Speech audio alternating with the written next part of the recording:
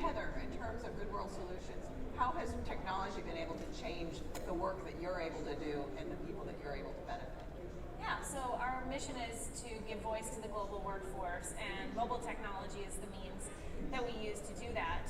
There are now 7 billion mobile subscriptions globally, so factory workers around the world have phones, and we can use that connectivity as a disruptive force to drive improvement in working conditions. So we are through our LaborLink platform, we establish two-way communication with workers, collecting anonymous information from them about their working conditions and needs, and we're also able to push educational information back to them about their rights or local services that they might be able to access.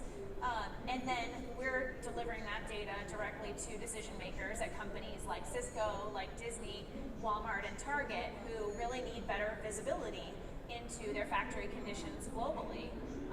Because I think honestly, in this age of transparency, companies realize that you can't really hide what's happening in your factories anymore with Google Earth and this real-time visibility.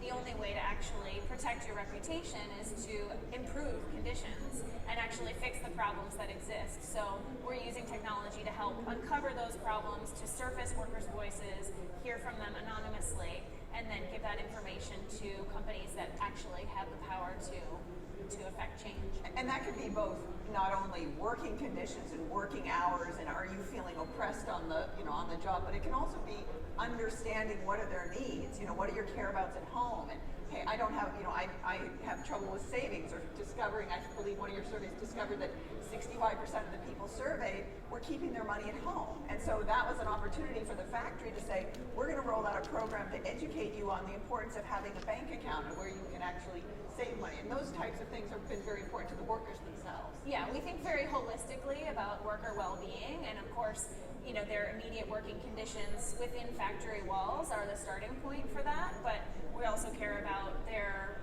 individual and community well-being beyond that. So health, access to clean water, any number of issues, banking services, as you mentioned. And actually, we set up in Bangladesh a worker helpline where we get calls on any number of issues, safety-related things, as well as non-safety. And in the wake of the earthquake, Peter, you were mentioning, we got a lot of calls about workers were worried that the factory, the structural safety of the factory was now unsafe.